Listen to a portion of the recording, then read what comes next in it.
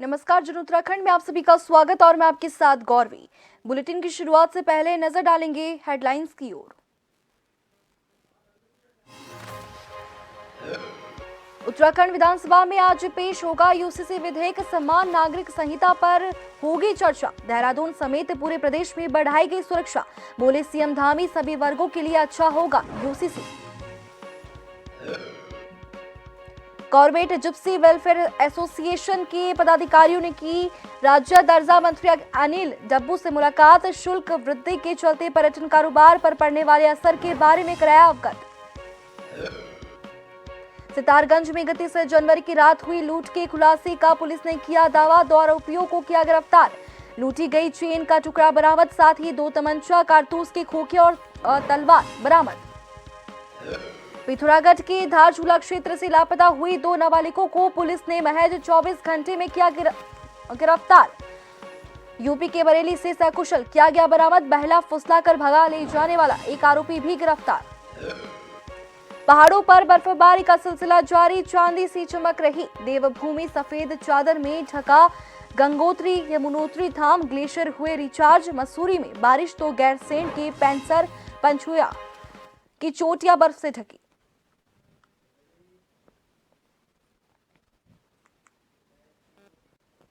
समान नागरिक संहिता यूसीसी पर विधेयक लाने के लिए उत्तराखंड विधानसभा का विशेष सत्र सोमवार को शुरू हो गया। सत्र के दूसरे दिन आज ये विधेयक पेश किया जाएगा। इस सत्र को लेकर राजधानी देहरादून समेत समूचे उत्तराखंड में सुरक्षा के कड़े इंतजाम किए गए हैं। पुलिस को अलर्ट मोड पर रखा गया है। इस विधेयक को सदन में पास कराने लायक राज्य सरकार के पास पूर्ण बहुमत है। सोमवार को सत्र की शुरुआत से पहले मुख्यमंत्री पुष्कर सिंह धामी ने कहा कि समान नागरिक संहिता सभी वर्गों के लिए अच्छा होगा और इसके लिए चिंता करने की कोई जरूरत नहीं है। उन्होंने अन्य राजनीतिक दलों के सदस्यों से सदन में सकारात्मक तरीके से विधेयक पर चर्चा करने का अनुरोध भी किया। मुख्यमंत्री ने कहा कि ये प्रधानमंत्री नरेंद्र मोदी के सबका साथ, सबका विकास, सबका प्रयास और सबका विश्वास और एक भारत श्रेष्ठ भारत के स्वप्न को साकार करने में मददगार होगा।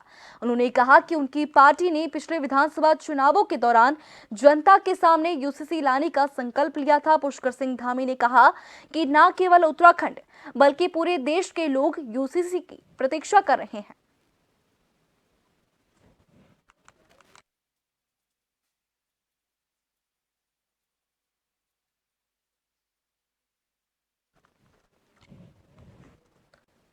वहीं ज्यादा जानकारी के लिए हमारे साथ हमारे संवाददाता एसएन पंत हमसे सीधा लाइव जुड़ चुके हैं।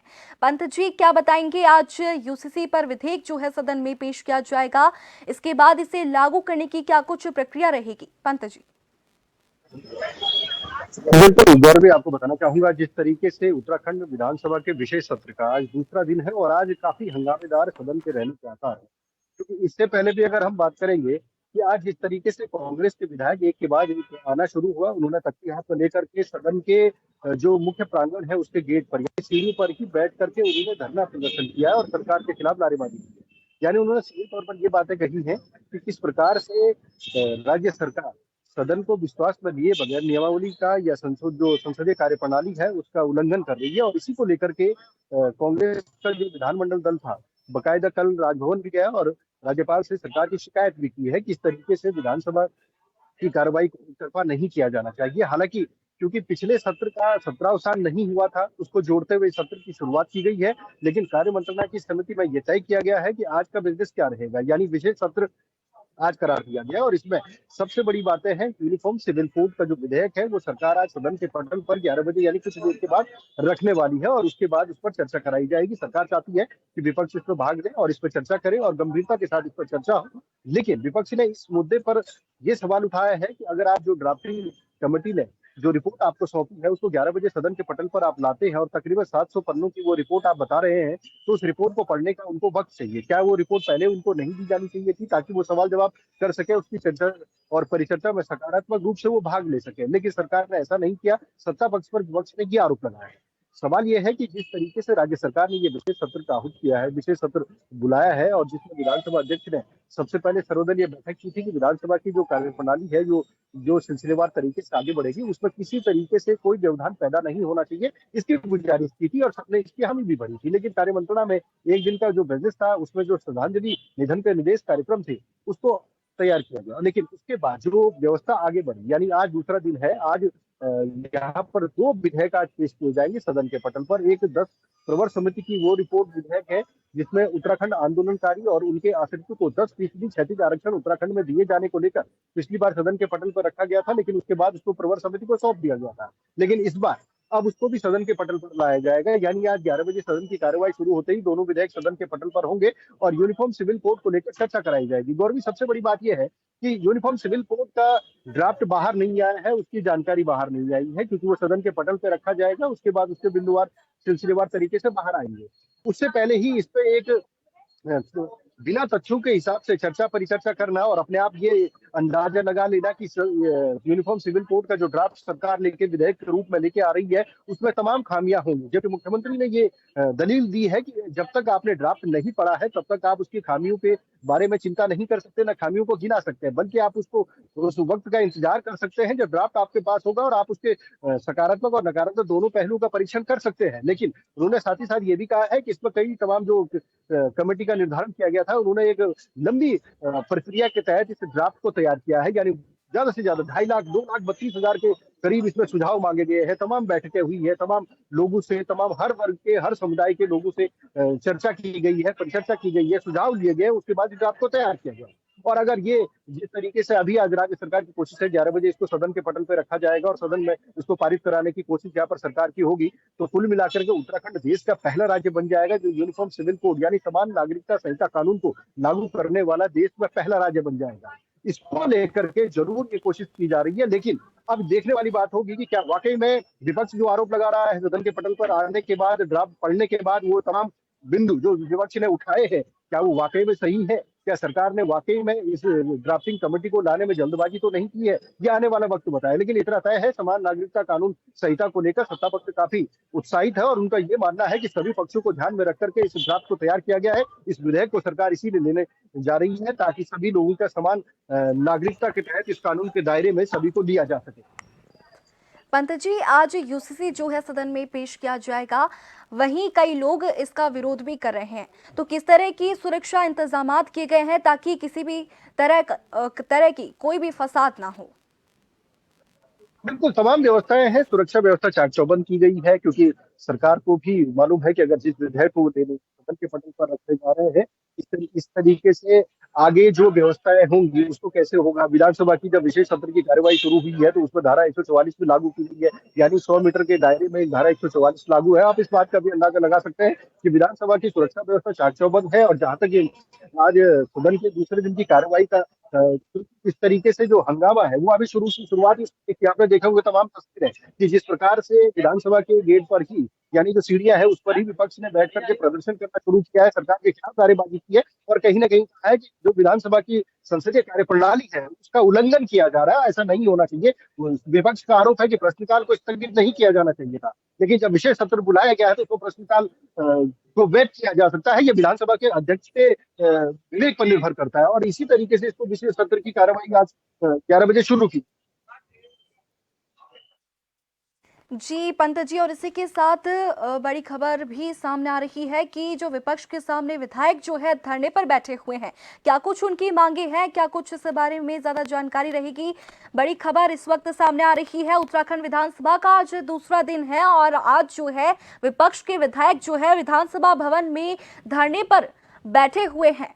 विधानसभा भवन के बाहर विपक्ष के जो विधायक हैं वो धरने पर बैठे हैं। उनकी मांगे है कि विधानसभा सत्र की अवधि को बढ़ाया जाए, वहीं यूसीसी बिल को जो है उनकी कई मांगे जो है आज भी कर रहे हैं। विधानसभा भवन के बाहर विपक्ष के विधायक जो है धरने पर बैठे हुए हैं। उनकी कई मांगे जो है जिनको लेकर वे धरने पर बैठे हैं।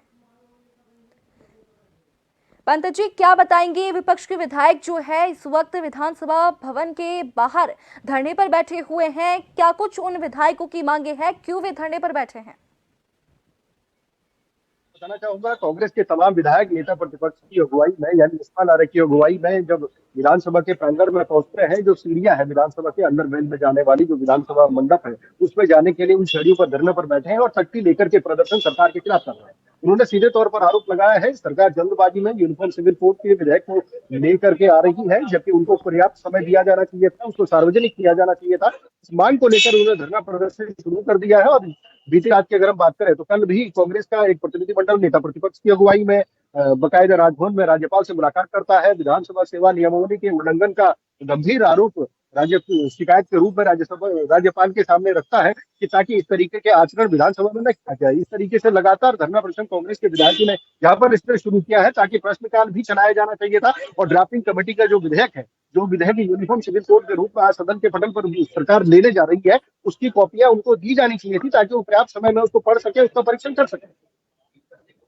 पंत जी, हमसे जुड़ने के लिए और तमाम जानकारी के लिए आपका बहुत बहुत शुक्रिया। बता दें कि आज उत्तराखंड विधानसभा सत्र का दूसरा दिन है, वहीं आज जो है सदन में यूसीसी पर विधेयक जो है पेश किया जाना है, जिसका विपक्ष के विधायक जो है विरोध भी कर रहे हैं और अपनी कई मांगों को लेकर विधानसभा भवन के बाहर धरने पर भी बैठ गए हैं।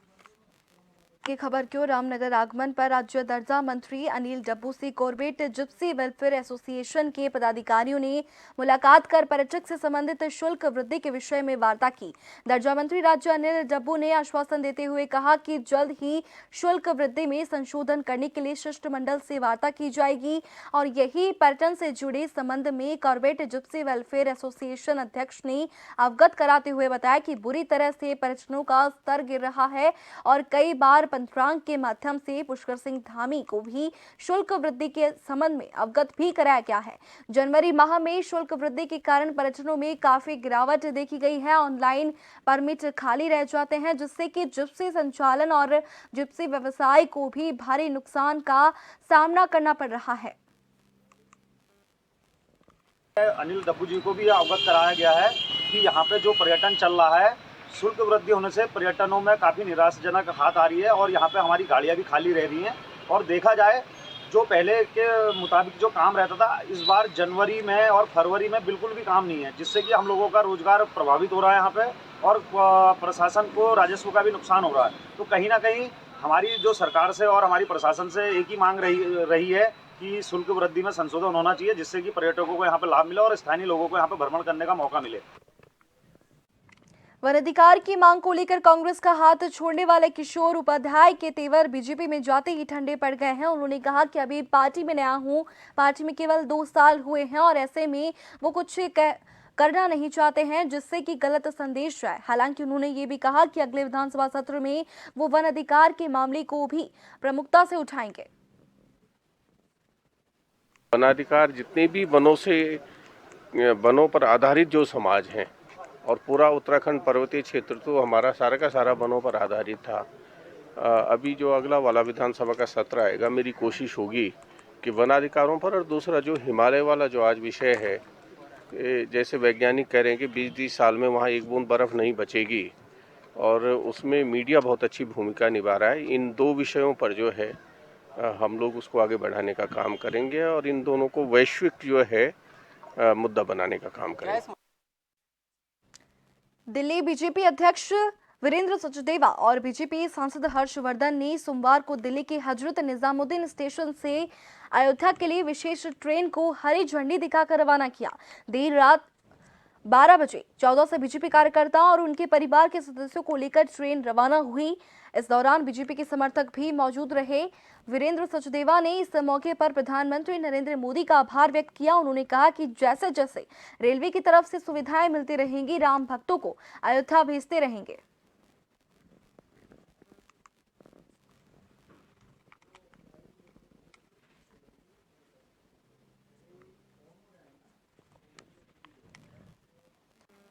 चंपावत में परिवहन विभाग के द्वारा चलाए जा रहे सड़क सुरक्षा जागरूकता कार्यक्रम के तहत सोमवार को जिला एवं प्रशिक्षण संस्थान लोहाघाट में यातायात जागरूकता कार्यक्रम का आयोजन किया गया। एआरटीओ चंपावत सुरेंद्र कुमार के द्वारा कार्यक्रम में मौजूद समस्त डाइट प्रवक्ताओं, एलटी अध्यापकों और डीएलएड के छात्र छात्राओं को यातायात के नियमों के प्रति जागरूक करते हुए बताया कि ओवर स्पीड वाहन न चलाएं, वाहन चलाते वक्त मोबाइल का प्रयोग न करें, यातायात के चिन्हों को समझें और उनका पालन करें, दोपहिया वाहन में हेलमेट पहने, ट्रिपल राइडिंग न करें।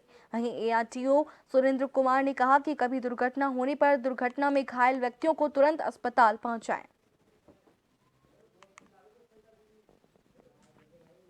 इस स्तर पर सड़क सुरक्षा माह मनाया जा रहा है जो 15 जनवरी से 14 फरवरी तक मनाया जा रहा है। इसके तहत आज डाइट में जो सेवारत शिक्षक हैं उनके साथ एक जो है इंटरेक्टिव सेशन हम लोगों ने रखा था कि रोड सेफ्टी पे कि कैसे हम जो है इस दुर्घटनाओं को कम से कम करें और कैसे अपने बच्चों को, अपने स्कूल के सारे बच्चों को इन सब चीज़ों से अवेयर करें, उनके पाठ्यक्रम में उसको सम्मिलित करें। इन सब पे एक परिचर्चा हम लोगों ने यहाँ पर रखी थी। पुलिस का दावा है कि बीते 1 फरवरी को जयदीप सिंह ने सितारगंज कोतवाली में उसके भाई मनदीप सिंह और अन्य साथियों के ऊपर स्विफ्ट कार से आए लोगों ने हमला कर उसके साथ लूट होने की शिकायत दर्ज कराई थी। वहीं पुलिस ने मामले को गंभीरता से लेते हुए मुकदमा पंजीकृत कर जांच शुरू की थी। वहीं मामले में पुलिस ने गगनदीप सिंह उर्फ रतनपुरिया और विपिन को गिरफ्तार कर लिया। दोनों अभियुक्तों के पास से लूटी गई सोने की चेन का टुकड़ा भी बरामद किया गया है। साथ ही 315 बोर का तमंचा, 2 खोखे, 12 बोर के और एक तलवार भी बरामद की गई है। वहीं पुलिस ने दोनों व्यक्तियों को न्यायालय में पेश किया है। वरिष्ठ पुलिस अधीक्षक ने मामले का खुलासा करने वाली टीम को 25,000 की नगद इनाम की राशि देने का ऐलान किया है। रात को श्री हरदीप सिंह इनके द्वारा ये बताया गया तहरीर में 31 जनवरी की रात को उनके भाई मनदीप सिंह के ऊपर जो है इनकी गाड़ी स्कूटी पे इनको गिरा के और इनके ऊपर जो है जानलेवा हमला किया है और लूट का इन पे प्रयास किया गया है। तो इस तहरीर को प्राप्त होते ही हमने इसमें तुरंत संगीन और रिलेवेंट धारा में मुकदमा पंजीकृत किया था। इसमें 5 नामजद तथा 3 अन्य के विरुद्ध ये तहरीर थी। मामले की गंभीरता को देखते हुए एसपी सिटी रुद्रपुर मनोज कत्याल के पर्यवेक्षण में टीमों को गठित किया गया था। ओम प्रकाश सीओ सितारगंज और बिजवाल जो थानाध्यक्ष सितारगंज है, इनके द्वारा जो है इसमें लगातार कार्रवाई की जा रही थी और इसी का नतीजा ये हुआ है कि कल हमें जो है 2 अभियुक्त इसमें से हमने गिरफ्तार किए हैं। पिथौरागढ़ के धारचूला क्षेत्र से 2 नाबालिग छात्राएं लापता हो गई। दरअसल वे घर से बिना बताए कहीं चली गई। तहरीर के आधार पर कोतवाली धारचूला में मामला दर्ज किया गया, जिसके बाद पिथौरागढ़ पुलिस ने 24 घंटे के भीतर ही नाबालिग बालिकाओं को बरेली से सकुशल बरामद कर लिया। वहीं नाबालिग बालिकाओं को बहला फुसलाकर भगा ले जाने वाले एक आरोपी को भी गिरफ्तार कर लिया गया है। 3 फरवरी की सुबह धारचूला कोतवाली में हमारे पास एक शिकायत प्राप्त हुई थी, जिसमें 2 नाबालिग बच्चियां जो कि 15 वर्षीय की थी, इन दोनों बच्चियों को बाहर के किसी युवक के द्वारा इनको भगाने का प्रयास किया गया और इनको बताया गया कि हम आपको बैंगलोर लेके जा रहे हैं। इसमें पुलिस ने त्वरित कार्रवाई करते हुए मुकदमा पंजीकृत किया और विद इन 24 आवर्स दोनों बच्चियों को हमने बरेली से बरामद कर लिया है। साथ ही साथ 4 तारीख की रात्रि में एक अभियुक्त को पुलिस के द्वारा गिरफ्तार किया गया है और जिसे आज माननीय न्यायालय पेश किया जाएगा। उत्तराखंड में इस वर्ष 38वें राष्ट्रीय खेलों का आयोजन होना है। भारतीय ओलंपिक संघ ने उत्तराखंड ओलंपिक संघ को पिछले वर्ष नवंबर माह में अपना ध्वज सौंप दिया है। वहीं पिछले दिनों विधानसभा भवन में हुई बैठक में खेल मंत्री रेखा आर्या ने अधिकारियों को आगामी 38वें राष्ट्रीय खेलों की तैयारियों को तय समय पर पूरा करने के दिशा निर्देश दिए। अब खेल मंत्री रेखा आर्या का कहना है कि 38वें राष्ट्रीय खेलों का आयोजन उत्तराखंड में होना है और ये हर उत्तराखंड वासियों के लिए गर्व की बात है। उन्होंने कहा कि जिस तरह से उत्तराखंड में G20 और इन्वेस्टर समिट का भव्य आयोजन हुआ, ठीक उसी तरह से 38वें राष्ट्रीय खेलों का आयोजन भी भव्य और दिव्य तरीके से होगा। इसकी तैयारियों के लिए विभाग ने अपनी कमर कसी हुई है।